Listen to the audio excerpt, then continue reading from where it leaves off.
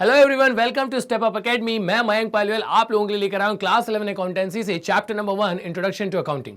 तो इस चैप्टर में हम समझेंगे कि अकाउंटिंग क्या होता है, उसे किस तरीके से डिफाइन किया गया है, क्या अकाउंटिंग के कैरेक्टरिस्टिक्स होते हैं, क्या एडवांटेजेस होते हैं, क्या ड्रॉबैक्स होते हैं, क्या टाइप्स होते हैं, कितने टाइप से हम लोग अकाउंटिंग कर सकते हैं, और इसके अलावा क्या होती है अकाउंटिंग इन्फॉर्मेशन, उस अकाउंटिंग इन्फॉर्मेशन के कितने यूजर्स होते हैं। तो ये सारी और बहुत सारी बातें हम करने वाले हैं इस पर्टिकुलर चैप्टर के अंदर। तो चलिए स्टार्ट करते हैं आज का सफर, इंट्रोडक्शन टू अकाउंटिंग। बच्चों, सबसे पहले हम समझेंगे कि अकाउंटिंग को किस तरीके से डिफाइन किया गया है। तो यहां पर हमने जो डेफिनेशन ली है वो हमने ली है एज पर AICPA। अब ये AICPA क्या है? तो बच्चों AICPA है American institute of certified public accountants. ठीक है, तो जिस तरीके से हमारे यहाँ पे एक अकाउंटिंग बॉडी है ICAI, हमारे यहाँ की अकाउंटिंग बॉडी का नाम क्या है बच्चों? ICAI, institute of chartered accountants of India. इसके पास काम होता है हमारे पास पूरे अकाउंटिंग को रेगुलेट करने का, और इनके जो मेंबर्स होते हैं बच्चों हम उनको बोलते हैं चार्टर्ड अकाउंटेंट्स। तो इसी तरीके से यूएसए में भी एक अकाउंटिंग बॉडी का एस्टेब्लिशमेंट किया गया था जिसको बोला जाता है AICPA, और इसके जो बच्चों मेंबर्स होते हैं उन्हें बोला जाता है सर्टिफाइड पब्लिक अकाउंटेंट्स, और इसका एस्टेब्लिशमेंट किया गया था 1887 में। तो AICPA हमसे क्या कहता है? सर AICPA हमसे कहता है accounting is the art of recording, classifying and summarising. Accounting एक आर्ट है, एक कला है जिसमें हम ट्रांजैक्शन और इवेंट्स को रिकॉर्ड करते हैं, क्लासिफाई करते हैं और समराइज करते हैं। किस मैनर में? तो इन अ सिग्निफिकेंट मैनर, मतलब इन अ प्रॉपर मैनर। ऐसा नहीं कि कहीं पर भी उठा के कहीं पर भी कुछ भी लिख दिया, ऐसा बिल्कुल भी नहीं है। तो अकाउंटिंग एक आर्ट है जिसमें हम ट्रांजैक्शन और इवेंट्स को रिकॉर्ड करते हैं, क्लासिफाई करते हैं, समराइज करते हैं in a proper manner and in terms of money. जब आप इन ट्रांजैक्शंस को रिकॉर्ड करेंगे, क्लासिफाई करेंगे, समराइज करेंगे, तो आप इनको करेंगे इन टर्म्स ऑफ मनी, मतलब आप उस ट्रांजैक्शन की मॉनेटरी वैल्यू को रिकॉर्ड करेंगे। किन ट्रांजैक्शन और इवेंट्स की? Which are in part at least of a financial character, मतलब उन्हीं ट्रांजैक्शन और इवेंट्स को बुक्स ऑफ अकाउंट्स में रिकॉर्ड किया जा सकता है जिनकी कोई मॉनेटरी वैल्यू होती है, जिनको हम मनी के रॉड से मेजर कर सकते हैं। प्यार, मोहब्बत, धोखा, इमोशंस, इन सब चीजों की मॉनेटरी वैल्यू नहीं होती है, इसलिए इन सब चीजों को रिकॉर्ड नहीं किया जा सकता है। तो हम उन्हीं फाइनेंशियल ट्रांजैक्शन या उन्हीं ट्रांजैक्शन और इवेंट्स को बुक्स ऑफ अकाउंट्स में रिकॉर्ड कर सकते हैं जिनकी क्या होती है? Monetary value, and interpreting the result thereof, और उसके बाद रिजल्ट निकालेंगे और उस रिजल्ट को कम्युनिकेट कर देंगे उन लोगों तक जिन लोगों को हमारे रिजल्ट में या हमारी अकाउंटिंग इंफॉर्मेशन में इंटरेस्ट है। तो एक बार बच्चों मैं इसको फिर से क्लियर कर देता हूं आप लोगों के लिए। तो अकाउंटिंग अपने आप में एक आर्ट है जिसमें ट्रांजैक्शंस को पहले रिकॉर्ड किया जाता है, फिर क्लासिफाई किया जाता है, फिर समराइज किया जाता है। किस मैनर में? तो इन अ प्रॉपर मैनर। किन ट्रांजैक्शन को? उन्हीं ट्रांजैक्शंस को जिनकी क्या होती है? मॉनेटरी वैल्यू, और फिर उसके बाद रिजल्ट को इंटरप्रिटेट किया जाएगा एंड आफ्टर दैट उसे कम्युनिकेट किया जाएगा to the users of accounting information. Clear है बच्चों? आगे चलते हैं। तो जो नेक्स्ट है हमारे पास अकाउंटिंग प्रोसेस या फिर अकाउंटिंग के कैरेक्टरिस्टिक्स, दोनों एक ही चीज आपको मान के चलना है। सब प्रोसेस की अगर हम बात करें, मतलब अकाउंटिंग किस तरीके से की जाती है, कहाँ से स्टार्ट की जाती है और कहाँ पे ले जाके खत्म की जाती है, तो एक एक करके समझेंगे हम लोग। सबसे पहला स्टेप आपका जो अकाउंटिंग में होता है बच्चों, वो होता है आइडेंटिफिकेशन। अभी थोड़ी देर पहले हम डिस्कस कर रहे थे कि उन्हीं ट्रांजैक्शंस को बुक्स ऑफ अकाउंट्स में रिकॉर्ड किया जा सकता है जिनकी क्या होती है? Monetary value. ऐसा कोई सा भी लेन देन या फिर ऐसी कोई सी भी ट्रांजैक्शंस को फिर नहीं बोलना चाहिए जिनकी कोई मॉनेटरी वैल्यू नहीं होती है। जैसे मैंने आपसे कहा कि मैं अपनी मम्मा से बहुत प्यार करता हूं, तो इसकी कोई मॉनेटरी वैल्यू नहीं है, इसलिए इस पर्टिकुलर को हम बुक्स ऑफ अकाउंट्स में रिकॉर्ड नहीं कर सकते।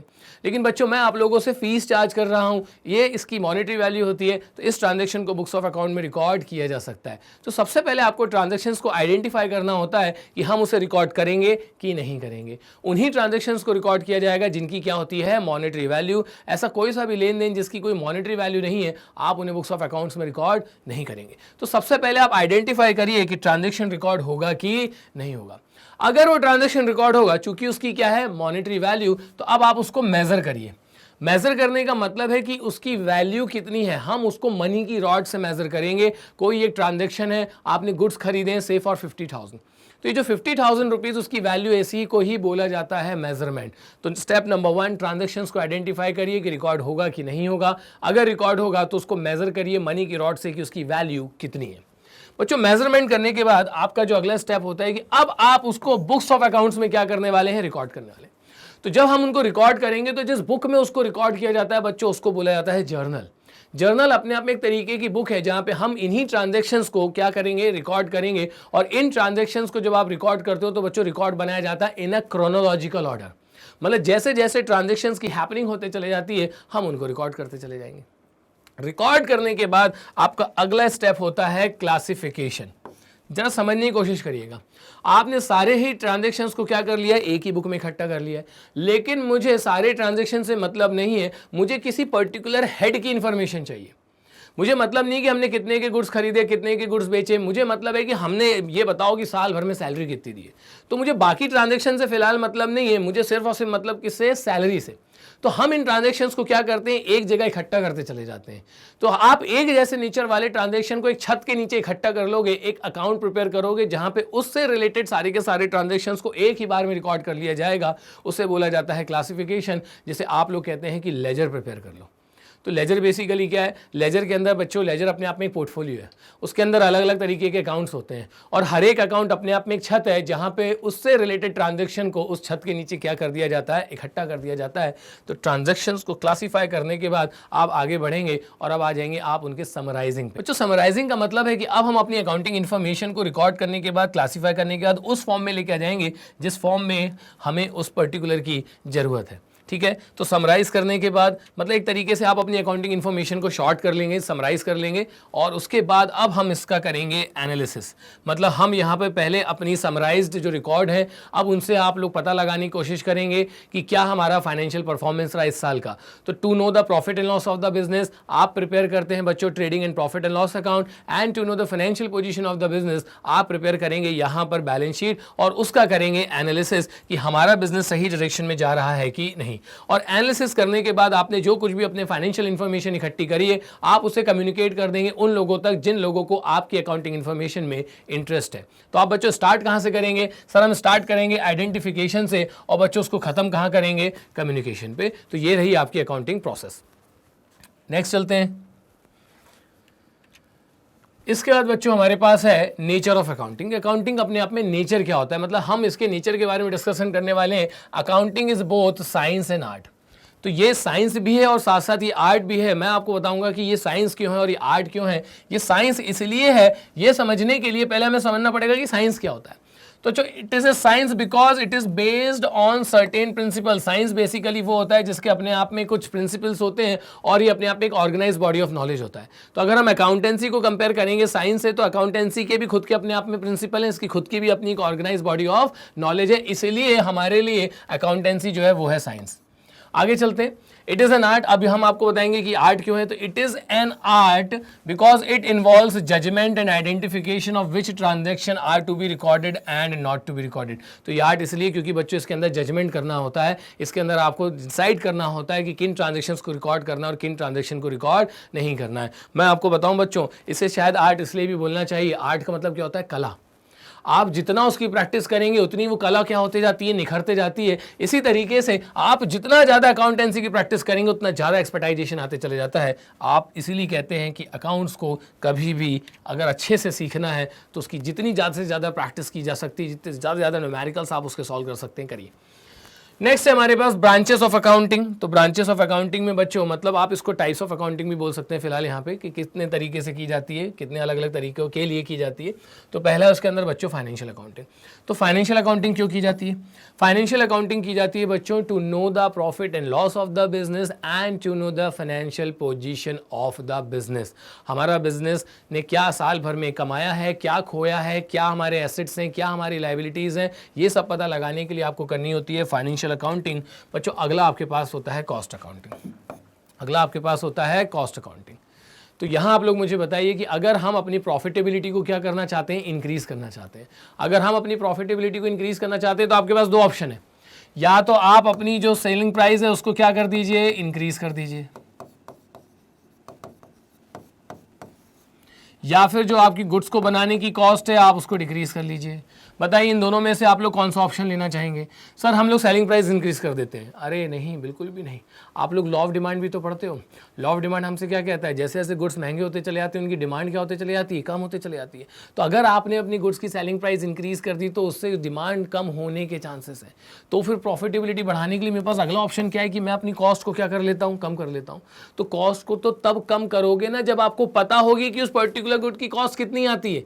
ये बिल्कुल वैसे ही है कि मुझे अगर अपने देश से गरीबी मिटानी है तो मुझे पता तो होना चाहिए कौन गरीब है और कौन नहीं है। तो अगर प्रॉफिटेबिलिटी इंक्रीज करनी है तो यू हैव टू ऑप्शन, या तो सेलिंग प्राइस बढ़ा दो या फिर कॉस्ट प्राइस क्या कर लो, कम कर लो। तो सेलिंग प्राइस तो मैं नहीं बढ़ाऊंगा क्योंकि मुझे लॉ ऑफ डिमांड का डर है कि कहीं ना कहीं ऐसा नहीं होगा कि हमने अगर गुड्स की प्राइसेस बढ़ा दी तो हमारी गुड्स की डिमांड क्या हो जाए, कम हो जाए। तो ज़्यादा बेहतर ऑप्शन है कि मैं कॉस्ट को क्या कर लेता हूँ, कम कर लेता हूँ। और कॉस्ट को कम करने के लिए पहले मुझे कॉस्ट पता लगाना पड़ेगा। तो किसी भी पर्टिकुलर कमोडिटी की कॉस्ट से रिलेटेड जो अकाउंटिंग होती है बच्चों, वो की जाती है कॉस्ट अकाउंटिंग। इसके बाद बच्चों नेक्स्ट हमारे पास होता है मैनेजमेंट अकाउंटिंग। तो आपको पता है कि सारी की सारी डिसीजन मेकिंग पावर जो है वो किसके हाथ में है, मैनेजमेंट के हाथ में। तो इससे रिलेटेड जो अकाउंटिंग की जाती है, मतलब ऐसी अकाउंटिंग जो कि मैनेजमेंट को डिसीजन मेकिंग में हेल्प करती है, उसको कवर किया जाता है मैनेजमेंट अकाउंटिंग में।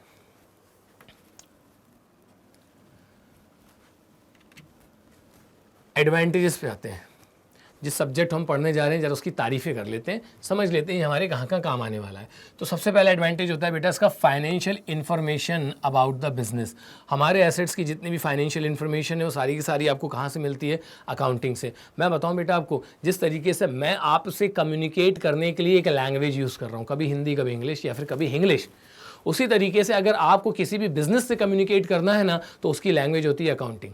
इन शॉर्ट मैं आपसे कहना चाहता हूं कि एक पर्टिकुलर बिजनेस के बारे में आप कुछ भी जानना चाहते हैं तो आप उसके अकाउंटिंग रिकॉर्ड्स उठा लीजिएगा। तो यहां पर आपको क्या पता चल रहा है कि अकाउंटिंग जो होता है वो सारी की सारी इंफॉर्मेशन आपको प्रोवाइड करेगा related to your business. Next advantage हमको मिलता है बेटा असिस्टेंस टू मैनेजमेंट। तो मैनेजमेंट के पास होती है डिसीजन मेकिंग। तो अकाउंटिंग रिकॉर्ड से ही हमको पता चलता है कि हमारा जो बिजनेस है वो सही डायरेक्शन में जा रहा है कि नहीं। तो उसके बेसिस पे ही फिर मैनेजमेंट क्या करता है, डिसीजन लेता है। तो कहीं ना कहीं मैनेजमेंट की जो डिसीजन मेकिंग है वो किसके ऊपर डिपेंडेंट है, अकाउंटिंग के ऊपर। Replace memory. अब बेटा हमारा जो ब्रेन है ना उसकी अपने आप में एक कैपेसिटी है। अनलिमिटेड ट्रांजेक्शंस को तो मैं रिकॉर्ड कर नहीं पाऊंगा। तो कोई एक बिजनेस है जहाँ पे बहुत डेली नंबर ऑफ ट्रांजेक्शंस होते चले जाते हैं और अगर मैं उनको प्रॉपरली रिकॉर्ड नहीं करूँगा तो मैं उनको भूल जाऊँगा। तो इसमें आपकी अकाउंटिंग हेल्प करेगी। वो आपकी मेमोरी को क्या कर देता है, रिप्लेस कर देता है। यहाँ फीड करने की ज़्यादा बेहतर है कि हम उन ट्रांजेक्शन्स को कहाँ रिकॉर्ड कर लें, बुक्स ऑफ अकाउंट्स में, सो डैट वो ट्रांजेक्शन हमसे कभी भी मिस नहीं होंगे। नेक्स्ट एडवांटेज बच्चों आपको क्या मिलने वाला है अकाउंटिंग से, फैसिलिटेट कंपैरेटिव स्टडी।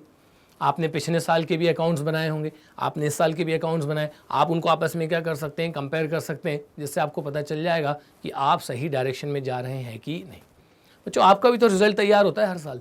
पिछले साल आपने 10th स्टैंडर्ड में क्या किया था, 9th स्टैंडर्ड में क्या किया था, और इस साल भी अब आपका रिजल्ट बनाया जाएगा। तो हम उनको आपस में कंपेयर करके आपकी प्रोग्रेस को चेक कर सकते हैं कि आप सही डायरेक्शन में जा रहे हैं कि नहीं। In the similar manner accounting record से हमें उनका आपस में कंपैरिजन करने में, परफॉर्मेंस को आपस में कंपैरिजन करने में हेल्प मिलती है। Facilitate settlement of tax liabilities.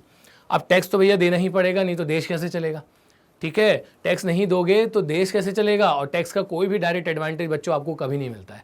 ऐसा नहीं है कि आप टैक्स भर रहे हो, सरकार से बोलेंगे मैंने इस बार टैक्स भरा था, मेरे घर के सामने की रोड क्यों नहीं बनाई, मैंने टैक्स भरा था, मेरे घर के सामने आपने स्ट्रीट लाइट क्यों नहीं लगाई। तो ऐसा नहीं है कि टैक्स का आप कोई डायरेक्ट एडवांटेज नहीं ले सकते हैं। तो यहाँ पर अब जो हमारा बिजनेस है उसको भी टैक्सेस देने पड़ते हैं। तो आजकल आपने सुना होगा भैया जीएसटी वीएसटी बहुत चल रहा है, गुड्स एंड सर्विस टैक्स। हमारे सिलेबस में हम भी पढ़ेंगे, हम भी समझेंगे, बड़ा इंटरेस्टिंग टॉपिक होता है।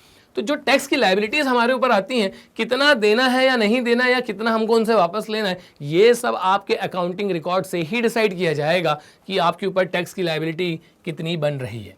नेक्स्ट है फैसिलिटेड लोन। बिजनेस है, पैसों की ज़रूरत कभी भी पड़ सकती है बिज़नेस को आगे बढ़ाने के लिए। तो आपको उसके लिए फर्दर फाइनेंस की ज़रूरत होगी, फंड्स की ज़रूरत होगी। तो आप वो फंड कहाँ से अरेंज करने जाएंगे, दोस्त यार तो देने से रहे। क्योंकि बेटा जैसे ही आप किसी से पैसे मांगने जाओ ना, वो आपका मोबाइल उठाना बंद कर देगा, वो बता देगा कि मैं घर पे ही नहीं हूँ। तो फिर ज़्यादा बेहतर है कि हम किसके पास चले जाएँ, हम चले जाते हैं बैंक्स के पास, हम जाते हैं फाइनेंशियल इंस्टीट्यूशंस के पास और उनसे कहते हैं लोन दे दीजिए। तो वो मालूम आपसे क्या कहेंगे, अपने फाइनेंशियल रिकॉर्ड्स लेके आ जाइए, या फिर आप अपने क्या करते हैं एक तरीके से बैलेंस शीट लेकर आ जाइए। आप अपने statement of profit and loss दिखाइए कई सालों के, कितनी आपके अंदर अर्निंग कैपेसिटी है, आपका स्टेटस क्या है एसेट्स और लायबिलिटीज़ का। तो आपके फाइनेंशियल रिकॉर्ड्स को देखकर ही डिसाइड किया जाता है कि आपको लोन दिया जा सकता है कि नहीं, और अगर दिया जा सकता है तो कितना दिया जा सकता है। तो कहीं ना कहीं हमारे जो फाइनेंशियल स्टेटमेंट्स होते हैं या फिर अकाउंटिंग जो है हमें लोन लेने में भी क्या करती है, हेल्प करती है। एविडेंस इन कोर्ट, अगर आपका किसी से भी किसी तरीके का कोई डिस्प्यूट चल रहा है तो वो डिस्प्यूट में जो आपकी अकाउंटिंग इन्फॉर्मेशन होती है या फिर जो आपके अकाउंटिंग रिकॉर्ड्स होते हैं वो एविडेंस का काम भी करते हैं।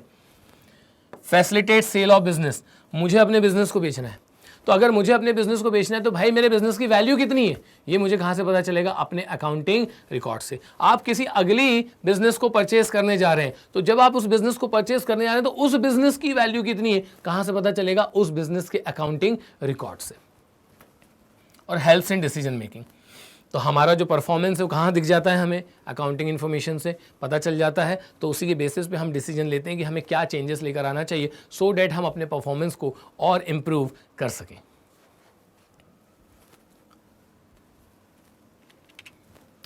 अब आते हैं बच्चों बुक कीपिंग वर्सेस अकाउंटिंग में। बच्चों यहाँ बड़ा कन्फ्यूजन होता है, लेकिन ये बहुत सिंपल है, कन्फ्यूजन वाली कोई बात ही नहीं है।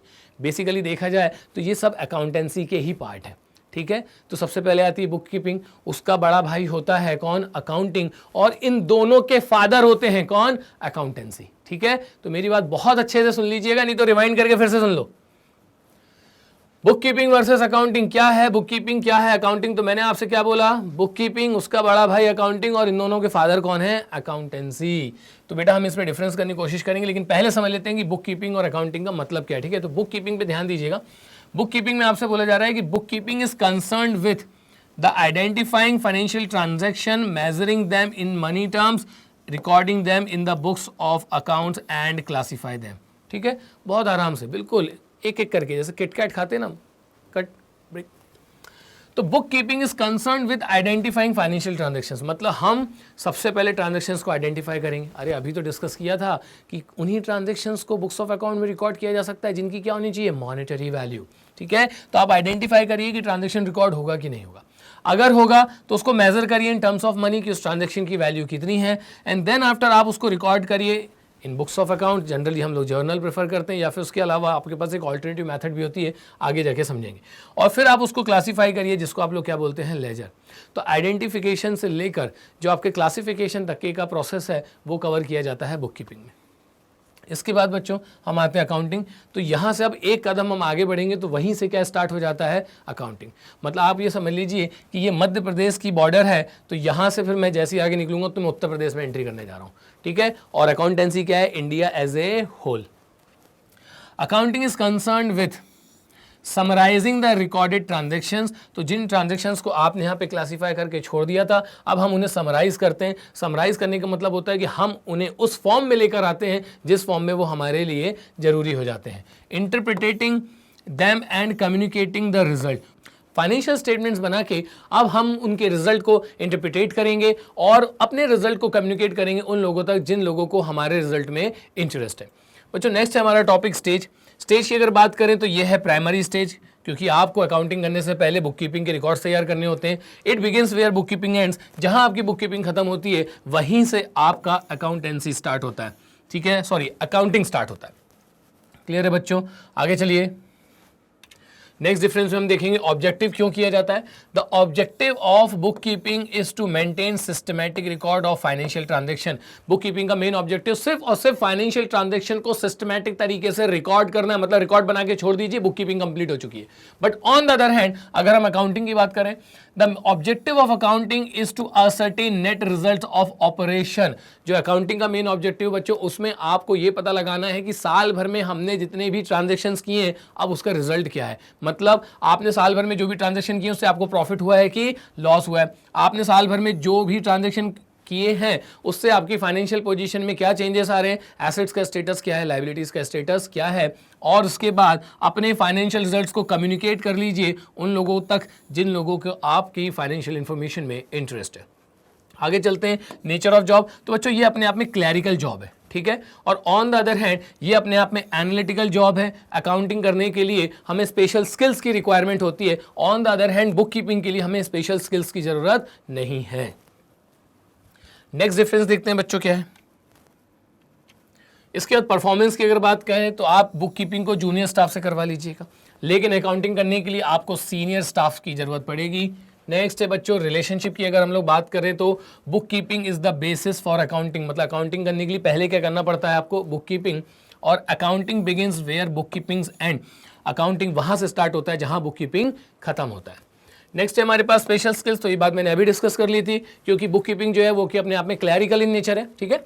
तो book keeping is mechanical in nature and thus does not require special skills. तो यहाँ पर बुक कीपिंग में आपको स्पेशल स्किल्स की जरूरत नहीं है। But on the other hand अगर हम बात करें अकाउंटिंग की, जहाँ पर इन्हीं सारे रिकॉर्डेड ट्रांजेक्शन का रिजल्ट हमें निकालना होता है, तो यहाँ पर उसके लिए चाहिए होते हैं स्पेशल स्किल्स एंड एबिलिटी। चलिए बच्चों, नेक्स्ट अकाउंटेंसी।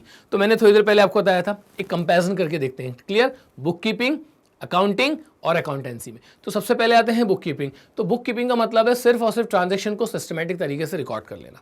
फिर जब हम उसको समराइज करके उसका रिजल्ट निकालते हैं, इसको क्या बोला जाता है? अकाउंटिंग। और इसके बाद जब आप उस रिजल्ट का एप्लीकेशन करते हैं, उसको बोला जाता है अकाउंटेंसी। बच्चों इसलिए मैंने आपसे कहा था कि बुक कीपिंग का बड़ा भाई कौन है? अकाउंटिंग। और इन दोनों के फादर कौन है? अकाउंटेंसी। ठीक है, यहां देख लेते हैं। तो accountancy refers to a systematic knowledge of accounting. ठीक है, जब आपको कंप्लीट नॉलेज आ जाती है, इसका एप्लीकेशन आ जाता है कि जो कोई भी इंफॉर्मेशन आपके सामने आप उसको किस तरीके से यूज करोगे, इट मींस आपको अकाउंटेंसी आ गई है। It explains how to deal with the various aspects of accounting. In the words of Kohler, accountancy refers to the entire body of theory and practice of accounting. मतलब on the one hand आपको उसकी पूरी theory भी समझ में आती है, on the other hand आपको अकाउंटिंग करते भी आती है, और इसके साथ साथ आप इन दोनों को मिला के उस पर्टिकुलर इंफॉर्मेशन को किस तरीके से यूज किया जाता है, किस तरीके से डिसीजन मेकिंग की जाती है, इसे बोला जाता है अकाउंटेंसी। अब आते हैं बच्चों ऑब्जेक्टिव से, क्यों की जाती है अकाउंटिंग? ठीक है, तो record of financial transaction and events. तो बच्चों जो हमारी ह्यूमन मेमोरी है ना, इसका एक लिमिटेड स्टोरेज है, आप उसके अंदर अनलिमिटेड चीज़ों को स्टोर नहीं कर सकते हैं। इसलिए अकाउंटिंग बनाई गई है कि बहुत सारे जब ट्रांजेक्शन्स होते हैं तो आप उनको भूल ना जाएं, इसलिए आप उनको रिकॉर्ड कर लीजिएगा। तो ऑब्जेक्टिव की अगर हम बात करें तो पहला हमारा ऑब्जेक्टिव है कि with the help of accounting हम अपने ट्रांजेक्शन्स को क्या कर सकते हैं? रिकॉर्ड कर सकते हैं। Next determine profit and loss. With the help of accounting आपको पता लगाना है कि साल भर में हमने क्या खोया क्या पाया। तो अकाउंटिंग आपकी मदद करेगी कि हमने साल भर में कितना प्रॉफिट अर्न किया है या फिर कितना लॉस इनकर किया है। तो अकाउंटिंग क्यों की जाती है? To determine the profit and loss of the business. बच्चों नेक्स्ट है हमारे पास to determine the financial position of the business. तो फाइनेंशियल पोजीशन पता लगाने के लिए at the end of the year आप प्रिपेयर करते हैं बैलेंस शीट, और बैलेंस शीट की मदद से आपको पता चलता है कि आपके एसेट्स और लायबिलिटीज का क्या स्टेटस है। तो एसेट्स और लायबिलिटीज के स्टेटस को ही फाइनेंशियल पोजीशन बोला जाता है। तो अकाउंटिंग की जाती है to determine the financial position of the business. Next objective assisting the management. तो जो कुछ भी आपके पास अकाउंटिंग इन्फॉर्मेशन होती है, इसके बेसिस पे ही मैनेजमेंट क्या करता है? डिसीजन मेकिंग करता है। तो अगर इन्फॉर्मेशन ही नहीं होगी तो मैनेजमेंट डिसीजन कैसे लेगा? तो मैनेजमेंट को डिसीजन मेकिंग के लिए किस चीज़ की जरूरत होती है? अकाउंटिंग इन्फॉर्मेशन की। नेक्स्ट हमारा ऑब्जेक्टिव है communicating accounting information to users. ठीक है, अब हमारे जो बिजनेस की अकाउंटिंग इन्फॉर्मेशन होती है ना बेटा, उसमें बहुत सारी पार्टीज इंटरेस्टेड होती है। जैसे सपोज क्रेडिटर वो व्यक्ति होता है जो कि आपको उधार में माल सप्लाई करता है। तो वो आपकी अकाउंटिंग इन्फॉर्मेशन देख के डिसाइड करेगा कि भाई इनको आगे जाके उधार देना है कि नहीं। अब आपकी जो अकाउंटिंग के थ्रू हमको ये पता चल रहा है कि आपकी जो फाइनेंशियल पोजीशन है, आपकी जो अर्निंग कैपेसिटी है, वो दिनों दिन कम होते जा रही है, खराब होते जा रही है। तो आप मुझे बताओ कि ये सब देखने के बावजूद भी मैं आप लोगों को उधार में माल दूंगा क्या? नहीं दूंगा। तो इस तरीके से ऐसे बहुत सारे हमारे पास यूजर्स ऑफ अकाउंटिंग इन्फॉर्मेशन होते हैं, और वो यूजर्स उस इंफॉर्मेशन से डिसाइड करते हैं कि आप लोगों के साथ बने रहना है कि नहीं। तो अगला हमारा ऑब्जेक्टिव बन जाता है अकाउंटिंग का कि हम अपन अकाउंटिंग इन्फॉर्मेशन को कम्युनिकेट करेंगे उन लोगों तक जिन लोगों को डिसीजन मेकिंग के लिए हमारी अकाउंटिंग इन्फॉर्मेशन की जरूरत होती है। नेक्स्ट है बच्चों प्रोटेक्टिंग बिजनेस एसेट्स। अब एक चीज़ मुझे बताओ कि जब मुझे रिकॉर्ड बनाऊंगा मैं कि भैया ये मेरे पास एसेट्स हैं, इस टाइप के एसेट्स हैं, यहाँ वहाँ मेरी प्रॉपर्टीज़ हैं, तो इन सब चीज़ों का रिकॉर्ड बनाना ही तो क्या अपने आप में अकाउंटिंग है। तो जब आप अपने बिजनेस एसेट्स का एक प्रॉपर रिकॉर्ड मेंटेन करेंगे जिसमें आपकी कौन हेल्प करता है? अकाउंटिंग। तो इससे आपके बिजनेस एसेट्स क्या हो जाएंगे? प्रोटेक्ट किए जा सकते हैं। अदरवाइज अगर प्रॉपर रिकॉर्ड मेंटेन नहीं है तो फिर आप अपने बिजनेस के एसेट्स को प्रॉपरली प्रोटेक्ट नहीं कर पाएंगे। नेक्स्ट है बच्चों यूजर्स ऑफ अकाउंट। देखिए मैं आप लोगों से बार बार बोल रहा हूँ कि बिजनेस में सिर्फ बिजनेसमैन का इंटरेस्ट नहीं होता है, बिजनेसमैन के अलावा भी ऐसी बहुत सारी पार्टीज होती हैं जिनका बिजनेस के अंदर इंटरेस्ट होता है, और ये सारी की सारी पार्टीज आपकी अकाउंटिंग इन्फॉर्मेशन में इंटरेस्ट रखती हैं। देखते हैं कौन सी पार्टी किस चीज़ में इंटरेस्ट रखती है। तो हमने अपने जितने भी यूजर्स ऑफ अकाउंट्स हैं उनको दो पार्ट में डिवाइड करके रखा है, इंटरनल यूजर अंदर के व्यक्ति और एक्सटर्नल यूजर्स बाहर के व्यक्ति। पहले एक एक करके हम लोग बच्चों इंटरनल यूजर देख लेते हैं। तो सबसे पहले तो भैया जो रिस्क ले रहा है वो ही जानने की कोशिश करेगा कि मेरा बिजनेस सही डायरेक्शन में जा रहा है कि नहीं। तो सबसे पहला जो अकाउंटिंग इंफॉर्मेशन का यूजर होता है बच्चों वो होता है ओनर, मालिक। तो अगर सोल प्रोपराइटरशिप है तो ओनर, पार्टनरशिप के केस में पार्टनर्स और कंपनी के केस में शेयर होल्डर्स, हर कोई ये इंटरेस्ट लेगा कि हमारा बिजनेस किस तरीके से परफॉर्म कर रहा है। अगला हमारा इंटरनल यूजर होता है बोर्ड ऑफ डायरेक्टर्स। तो जनरली बोर्ड ऑफ डायरेक्टर्स आपको कहां पे देखने के मिलते हैं? कंपनीज के केस में, ठीक है। कंपनीज के केस में ओनरशिप किसके हाथ में होती है? शेयर होल्डर्स के हाथ में, और जो मैनेजमेंट होता है उसके हाथ में होती है डिसीजन मेकिंग पावर। तो ये जो मैनेजमेंट होता है ना, ये बोर्ड ऑफ डायरेक्टर्स का एक ग्रुप होता है। तो बोर्ड ऑफ डायरेक्टर्स क्योंकि पूरी डिसीजन मेकिंग उन्हीं के हाथों में, तो वो देखेंगे अकाउंटिंग इन्फॉर्मेशन की हमने जो कुछ भी डिसीजंस लिए हैं उसका क्या इफेक्ट आ रहा है, प्रॉफिट बढ़ रहा है कि कम हो रहा है, एसेट्स और लायबिलिटीज के स्टेटस में क्या चेंजेस आ रहा है। तो बोर्ड ऑफ डायरेक्टर्स मतलब मैनेजमेंट, हमें उसको बोलना चाहिए। मैनेजमेंट ओनर के बाद कहीं ना कहीं इंटरेस्ट रखता है कि हमारे अकाउंटिंग इन्फॉर्मेशन हमसे क्या कह रही है, क्योंकि उसी के बेसिस पे बोर्ड ऑफ डायरेक्टर्स या फिर मैनेजमेंट को डिसीजन लेना होता है। नेक्स्ट है पार्टनर्स। तो ये चीज़ मैं एक्सप्लेन कर चुका हूँ कि सोल प्रोपराइटरशिप की जगह अगर हमारा बिजनेस जो है वो पार्टनरशिप फॉर्म में है तो पार्टनर्स को इंटरेस्ट रहेगा जस्ट लाइक ओनर कि हमारा बिजनेस क्या अर्न कर रहा है और क्या लूज कर रहा है। नेक्स्ट है बच्चों मैनेजर्स, इनके हाथ में डिसीजन मेकिंग पावर है, ठीक है। तो ये मैनेजर्स डिसाइड करते हैं क्या करना और नहीं करना है, और ये सब डिसीजन मेकिंग के लिए इसकी हेल्प कहाँ से मिलेगी? अकाउंटिंग इन्फॉर्मेशन से। नेक्स्ट है ऑफिसर, इसके अलावा भी जो हमारे यहाँ पे और लोग काम कर रहे होते हैं उनको भी डिसीजन मेकिंग के लिए हमारी अकाउंटिंग इन्फॉर्मेशन की ज़रूरत होती है। तो ये सारे बेटा घरेलू व्यक्ति हैं, घर के अंदर के व्यक्ति हैं, इसलिए हम इनको इंटरनल यूजर्स बोलते हैं। अब आते हैं हम लोग एक्सटर्नल, मतलब ये हमारे बिजनेस से जुड़े हुए हैं, अंदर से नहीं बाहर से। तो नेक्स्ट भी आपका इन्वेस्टर्स। अब इन्वेस्टर ने आपके बिजनेस में इन्वेस्ट किया है तो वो जानेगा नहीं क्या कि उसके इन्वेस्टमेंट का क्या हुआ, तो ये सारी इन्फॉर्मेशन उसको कहाँ से मिलेगी? अकाउंटिंग इन्फॉर्मेशन से। इसके बाद है लैंडर्स। लैंडर्स वो हैं जो कि आपको उधार देखते हैं, तो वो कंटिन्यूअसली मॉनिटरिंग करते रहते हैं कि भैया कहीं तो हमारा पैसा डूब तो नहीं जाएगा, तो हमारा पैसा सिक्योर है कि नहीं, इंटरेस्ट हमको टाइम पे मिलेगा कि नहीं। ये सारी की सारी चीज़ें ना अकाउंटिंग इन्फॉर्मेशन देख के पता चल जाती है। तो अगली जो आपकी पार्टी है जो कि आपकी अकाउंटिंग इन्फॉर्मेशन में इंटरेस्ट रखती है बच्चों, वो होते हैं लैंडर्स। नेक्स्ट है सप्लायर्स क्रेडिटर्स, जो कि आपको उधार में माल देते हैं। तो ये आपकी अकाउंटिंग इन्फॉर्मेशन पे रेगुलर करते रहेंगे मॉनिटरिंग, ठीक है, ताकि उनको पता चल सके कि इस व्यक्ति के साथ आगे जाके बिजनेस करना है कि नहीं, उसे उधार में माल देना है कि नहीं। तो ये सारे के सारे डिसीजन लेने के लिए सप्लायर्स को किस चीज़ की जरूरत होती है? अकाउंटिंग इन्फॉर्मेशन की। गवर्नमेंट एजेंसीज, इनको भी कहीं आपसे जीएसटी सेटल करना होता है, कहीं और चीज़ों के ऑब्लिगेशन सेटल करने होते हैं, तो ये सारे सेटलमेंट आपकी अकाउंटिंग इन्फॉर्मेशन की हेल्प से ही किए जाएंगे। कितनी हमारे ऊपर टैक्स की लायबिलिटीज़ है, कहाँ से पता चलती है? अकाउंटिंग इन्फॉर्मेशन से। तो गवर्नमेंट जो है वो आपकी अकाउंटिंग इन्फॉर्मेशन से अलग अलग चीज़ों का सेटलमेंट आपके साथ करती है। तो कहीं ना कहीं गवर्नमेंट भी एक ऐसी पार्टी है जिसको आपकी बुक्स ऑफ अकाउंट्स में इंटरेस्ट होता है। नेक्स्ट होता है एम्प्लॉयज़। मैं जिस कंपनी में काम कर रहा हूँ उसका भविष्य कितना सुनहरा है या उसका भविष्य कितना डार्क में जाने वाला है, ये चीज़ बेटा अकाउंटिंग इन्फॉर्मेशन खुद ही बता देती है। तो एम्प्लॉय के लिए भी अकाउंटिंग इन्फॉर्मेशन और बुक्स ऑफ अकाउंट्स की नॉलेज होना बहुत ज़रूरी है, क्योंकि वहीं से डिसाइड होता है कि उसका फ्यूचर सुनहरा होने वाला है या फिर डार्क में जाने वाला है। और नेक्स्ट पार्टी और लास्ट पार्टी बच्चों हमारे पास कस्टमर्स भी कहीं ना कहीं अकाउंटिंग इन्फॉर्मेशन में इंटरेस्ट रखते हैं। किस तरीके के नए नए प्रोडक्ट्स लॉन्च किए जा रहे हैं, किस तरीके से वो पर्टिकुलर कंपनी, क्योंकि हमारे अगल बगल ही कहीं ना कहीं सोसाइटी में रह के ही हमको सर्व कर रही है, तो हमारी उसके ऊपर डिपेंडेंसी हो जाती है, तो वहाँ से भी हम लोग इन्फॉर्मेशन लेने की कोशिश करते हैं। तो कस्टमर भी एक ऐसी पार्टी है जो कि इंटरेस्ट रखती है आपकी अकाउंटिंग इन्फॉर्मेशन में।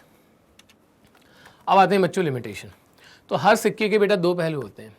ऐसा नहीं है कि ये सब्जेक्ट है हमारा तो हम बस इसकी तारीफ़ें करते चले जाएंगे।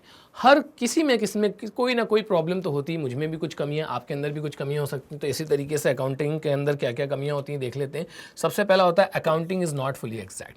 बच्चों अकाउंटिंग करते वक्त हमें बहुत सारी चीज़ों के एजम्पशंस लेने पड़ते हैं, ठीक है। तो आप जब जजमेंट ले रहे होते हैं तो वहाँ पे आपको कोई चीज़ें अज्यूम करनी पड़ती हैं, इसलिए आपकी अकाउंटिंग इन्फॉर्मेशन बिल्कुल एग्जैक्ट नहीं होती हैं। मतलब जो कुछ भी वैल्यूज़ उसमें दिख रही होती हैं बिल्कुल वैसी ही उस पर्टिकुलर प्रोडक्ट की या उस एसेट की वैल्यू चल रही होगी, ऐसा ज़रूरी नहीं है। तो पहला लिमिटेशन ये है कि अकाउंटिंग पूरी तरीके से एग्जैक्ट नहीं होती है। इसके बाद है हमारे पास accounting does not indicate realisable value. मतलब जो हमारी, इसका मतलब यह है बच्चों कि जो हमारी अकाउंटिंग होती है उसके अंदर जो एसेट्स होते हैं, जिन वैल्यू पे आपने उनको शो कर रहे होते हैं वो उतनी ही वैल्यू में रियलाइज़ होंगे, ऐसा ज़रूरी नहीं है। हमारी बुक वैल्यू और मार्केट वैल्यू में क्या हो सकता है? डिफरेंस हो सकता है। क्योंकि एसेट्स बेचने के लिए नहीं रखे जाते हैं, इसलिए हम उसकी मार्केट वैल्यू या फिर रियलाइजेबल वैल्यू की बात नहीं करते हैं। हम हमेशा उसको रिकॉर्ड करते हैं कॉस्ट माइनस डिप्रिशिएशन पे। तो जो कुछ भी बैलेंस शीट में आपको एसेट्स दिख रहे होते हैं वो मार्केट में जाके जब उन्हें बेचा जाएगा तो उतना ही रुपये आपको मिलेगा, ऐसा ज़रूरी नहीं है। ये भी एक लिमिटेशन है हमारी अकाउंटिंग की बच्चों। उसके बाद है इग्नोर्स क्वालिटेटिव एलिमेंट्स। बहुत अच्छे समझिएगा किसी भी बिजनेस का सक्सेस और फेलियर ना बेटा उसके मैन पावर के ऊपर डिपेंड करता है। उसके जो मैन पावर है, उसके जो एम्प्लॉयज, उनके बिहेवियर के ऊपर, उनकी अप्रोच, उनकी एटीट्यूड, इन सब चीज़ों के ऊपर डिपेंड करता है। लेकिन इन सब चीज़ों की चूंकि अकाउंटिंग नहीं की जा सकती है, तो यहाँ पे हमसे मॉनेटरी वैल्यूज़ को रिकॉर्ड करते हैं। तो मॉनेटरी टर्म्स तो यहाँ पे रिकॉर्ड हो जाएंगे, लेकिन जो क्वालिटेटिव एस्पेक्ट होता है उसको आप यहाँ पे रिकॉर्ड नहीं कर पाते हैं। तो ये भी हमारा एक तरीके का डिसएडवांटेज हो जाता है। और नेक्स्ट है बच्चों, accounting ignores the effect of price level changes. ध्यान से समझिएगा, ध्यान से समझिएगा। आज का 100 रुपये बेटा और कल का 100 रुपये बराबर नहीं होता है। जो हमारी बेटा मनी है ना, जो उसकी वैल्यू है वो कंटिन्यूसली क्या होते चली जाती है, चेंज होते चली जाती है। हमारी जो परचेसिंग पावर है वो चेंज होते चली जाती है। देखो वो तो डीमोनेटाइजेशन आ गया, इसलिए सरकार ने करेंसी बदल दी। लेकिन आप मुझे बताइए कि आज से कई सालों पहले तक 100 का नोट वैसे ही दिखता था, 1990 में 100 का नोट भी वैसे दिखता था, और डीमोनेटाइजेशन के पहले भी 100 का नोट वैसे दिखता था। तो 100 का नोट तो वैसे ही दिखता है, लेकिन उसकी जो परचेसिंग पावर उसमें क्या आ चुका होता है, चेंज आ चुका होता है। तो इसे बोला जाता है बच्चों प्राइस लेवल चेंजेस। तो अकाउंटिंग प्राइस लेवल चेंजेस को दिखाने में सक्षम नहीं है। तो ये भी इसका एक ड्रॉबैक बन जाता है कि आज के 100 रुपये और कल के 100 रुपये बराबर नहीं है, लेकिन अकाउंट्स क्या मान के चलता है, कल भी वो 100 रुपये था, आज भी 100 रुपये, और दोनों की वैल्यू अपने आप में क्या है, बराबर। तो ये कहीं ना कहीं एक डिसएडवांटेज बन जाता है हमारे लिए, लिमिटेशन का काम करता है। नेक्स्ट है हमारे पास अकाउंटिंग में लीड टू विंडो ड्रेसिंग। मतलब अगर चाहें तो, या फिर हम ये समझ सकते हैं कि इसके अंदर विंडो ड्रेसिंग पॉसिबल है। तो विंडो ड्रेसिंग का मतलब होता है एक तरीके से लीपअप होती, मतलब गलत डॉक्यूमेंट्स को यूज करके अपने हिसाब से अकाउंटिंग इंफॉर्मेशन बनाई जा सकती है। It is possible. क्लियर? तो ये सारे थे बच्चों हमारे लिमिटेशंस। आगे चलते हैं हम लोग। नेक्स्ट हमारे पास क्या है, अकाउंटिंग इंफॉर्मेशन। बार बार मैं आपसे कह रहा हूं ना कि अकाउंटिंग इंफॉर्मेशन क्या है, बेसिकली वो आपके फाइनेंशियल रिजल्ट्स हैं। तो वो अकाउंटिंग इंफॉर्मेशन की यहाँ पे बात की जा रही है। Accounting information refers to the financial statements. ठीक है? तो जो एंड रिजल्ट होता है ना आपका, जो आप at the end of the year prepare करते हैं, to know the profit and loss of the business, income statement is prepared in the form of trading and profit and loss account. To know the financial position of the business, at the end of the year balance sheet is prepared. तो इन्हीं को क्या बोला जाता है बच्चों, financial statements. और यही फाइनेंशियल स्टेटमेंट बेसिकली हमारे लिए क्या है, अकाउंटिंग इंफॉर्मेशन। कैसे बनाया जाता है, तो generated through the process of book keeping, use of which helps the user to arrive at decisions. ये सारी की सारी इंफॉर्मेशन किस काम आती है, ये बहुत सारी जो पार्टीज़ हैं, हमने थोड़ी देर पहले देखा था, जिनको हमारी अकाउंटिंग इंफॉर्मेशन में इंटरेस्ट बना रहता है, जो कि कहीं ना कहीं से डायरेक्टली इनडायरेक्टली हमसे जुड़े हुए हैं। तो वो उस अकाउंटिंग इंफॉर्मेशन की मदद से ही अपनी डिसीजन मेकिंग करते हैं। जैसे मैंने आपको बताया कि बैंक ने आपको लोन दे के रखा है, तो वो कंटिन्यूसली आपकी अकाउंटिंग इन्फॉर्मेशन में इंटरेस्टेड बना रहेगा। ठीक है, कि उसका लोन रिकवर हो पाएगा कि नहीं। कोई एक क्रेडिटर है जो आपको उधार में माल देता है, वो कंटिन्यूसली आपकी अकाउंटिंग इन्फॉर्मेशन को एसेस करता रहेगा, क्योंकि उसको ये देखना है कि मैं इनको आगे माल बेचूं कि नहीं उधार में। ठीक है, तो इस तरीके से ऐसी बहुत सारी पार्टीज होती हैं जो कि हमारी अकाउंटिंग इन्फॉर्मेशन में इंटरेस्टेड होती हैं। और अकाउंटिंग इन्फॉर्मेशन अपने आप में क्या है, फाइनेंशियल स्टेटमेंट्स। आगे चलते हैं बच्चों। इसके बाद हम लोग बात करेंगे qualitative characteristics of accounting information. मतलब ये जो आप फाइनेंशियल स्टेटमेंट्स बनाते हैं ना, जिसके बेसिस पे बहुत सारी पार्टीज की डिसीजन मेकिंग होती है, उसका कैरेक्टरिस्टिक्स मतलब उसके क्या फीचर्स होना चाहिए। तो पहली बात तो रेलेवेंस। रेलेवेंस का मतलब है कि आपके फाइनेंशियल स्टेटमेंट्स कुछ इस तरीके से प्रिपेयर किए जाने चाहिए कि उसके अंदर सारे इंपॉर्टेंट फैक्ट्स जो है वो यूजर तक कन्वे होना चाहिए। अकाउंटिंग है बेटा, वो इंफॉर्मेशन को कंसील करने के लिए नहीं की जाती है, अकाउंटिंग की जाती है अकाउंटिंग इंफॉर्मेशन को कन्वे करने के लिए। तो जो कुछ भी अकाउंटिंग स्टेटमेंट आपने, जो कुछ भी फाइनेंशियल स्टेटमेंट आपने तैयार करे हैं, उनको कुछ इस तरीके से बनाना है कि उसके अंदर सारी इंपॉर्टेंट इंफॉर्मेशन अवेलेबल होना चाहिए। नेक्स्ट, जब भी आप अपने फाइनेंशियल स्टेटमेंट्स बनाएंगे तो वो रिलायबल होने चाहिए। मतलब जिन सोर्स डॉक्यूमेंट्स के बेसिस पे आपने फाइनेंशियल स्टेटमेंट्स तैयार करे हैं, ट्रांजैक्शंस को रिकॉर्ड किया है, वो सारे के सारे जेन्युइन होने चाहिए, सारे के सारे रिलायबल होने चाहिए। ठीक है, फर्जीवाड़ा करके आप लोगों को अकाउंटिंग या फाइनेंशियल स्टेटमेंट्स तैयार नहीं करने हैं। नेक्स्ट है आपका फाइनेंशियल स्टेटमेंट्स का अगला कैरेक्टरिस्टिक्स है अंडरस्टैंडेबिलिटी। क्या हुआ इसका मतलब, आपके फाइनेंशियल स्टेटमेंट्स कुछ इस तरीके से प्रिपेयर होना चाहिए कि उन्हें कोई भी यूज़र बहुत आसानी से समझ सके। आपने उसको इतना कॉम्प्लेक्स डिज़ाइन किया है कि आम व्यक्ति उसको समझ ही नहीं पा रहा है, तो फिर वो अकाउंटिंग इन्फॉर्मेशन उसके किसी भी काम की नहीं है। तो फाइनेंशियल स्टेटमेंट्स आपको कुछ इस तरीके से प्रिपेयर करने हैं कि उनको समझने में यूज़र्स को आसानी हो। नेक्स्ट है बच्चों हमारे पास और लास्ट होता है कंपेरेबिलिटी। इसका मतलब ये कि आपको अपने फाइनेंशियल स्टेटमेंट को जिस तरीके से प्रिपेयर करना है कि उनको आपस में बड़ी आसानी से कंपेयर किया जा सके। पिछली बार मैंने फाइनेंशियल स्टेटमेंट किसी और तरीके से बनाए थे, इस बार मैं अपने फाइनेंशियल स्टेटमेंट किसी और तरीके से बना रहा हूँ, तो आप मुझे बताइए क्या उनको आपस में कंपेयर किया जा सकता है क्या? No sir. तो आपको अपने फाइनेंशियल स्टेटमेंट्स को इस तरीके से प्रिपेयर करने हैं कि उनको आपस में कंपेयर किया जा सके। तो जब भी आप बच्चों फाइनेंशियल स्टेटमेंट्स बनाएंगे, 4 फीचर्स आपको उसके याद रखने हैं। इंपॉर्टेंट इन्फॉर्मेशन होनी चाहिए जिनके बेसिस पे वो फाइनेंशियल स्टेटमेंट्स तैयार किए गए हैं, वो सारे के सारे सोर्स रिलायबल होने चाहिए।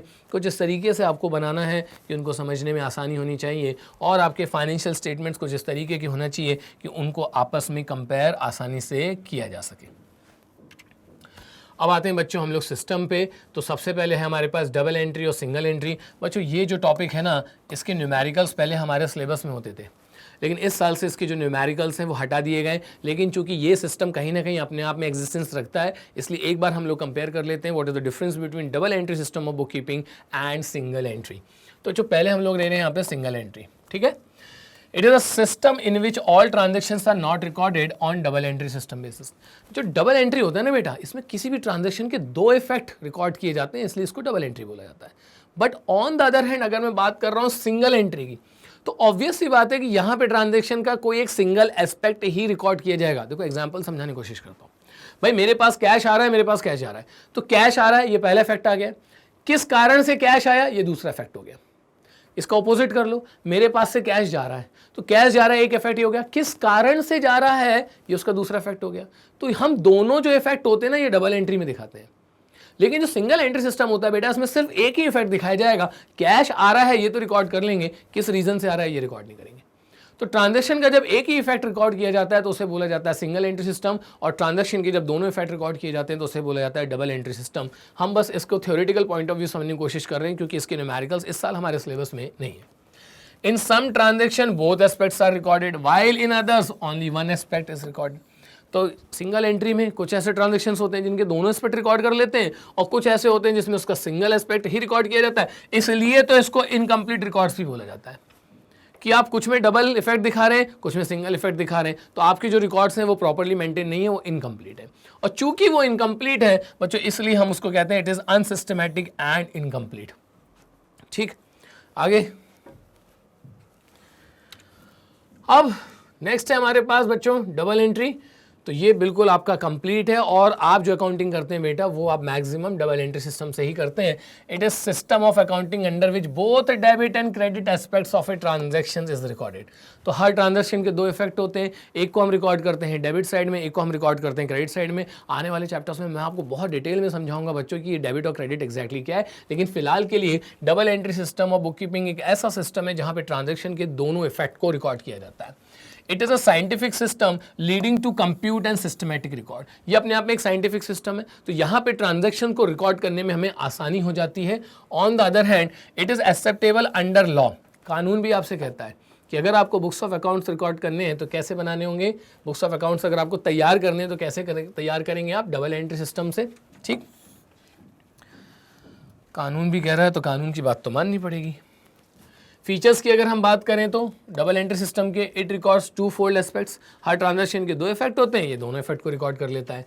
It gives you complete picture. Obvious ही बात है भाई, सारे इफेक्ट्स को रिकॉर्ड कर रहा हूँ तो इसकी कंप्लीट पिक्चर लोगों को पता लगा में आसानी होगी इस मेथड से। It has arithmetical accuracy. Arithmetically भी न्यूमेरिकली भी यहाँ पे ज़्यादा एक्यूरेसी आती है ट्रांजेक्शन्स को रिकॉर्ड करते वक्त in comparison to single entry system. Advantages की अगर हम बात करें तो भाई साइंटिफिक सिस्टम है, कंप्लीट रिकॉर्ड्स आपको देता है, इसके अंदर अर्थमेटिकल एक्यूरेसी होती है, और फ्रॉड को पकड़ने में इसमें आपको या रोकने में इस सिस्टम में हेल्प मिलती है। तो यहाँ कंप्लीट होता है बच्चों हमारा chapter number 1 introduction to accounting. अगले चैप्टर के लिए बने रहिए हमारे साथ, और हमारे चैनल को लाइक करिए, शेयर करिए, सब्सक्राइब करिए। Thank you so much. जय हिंद।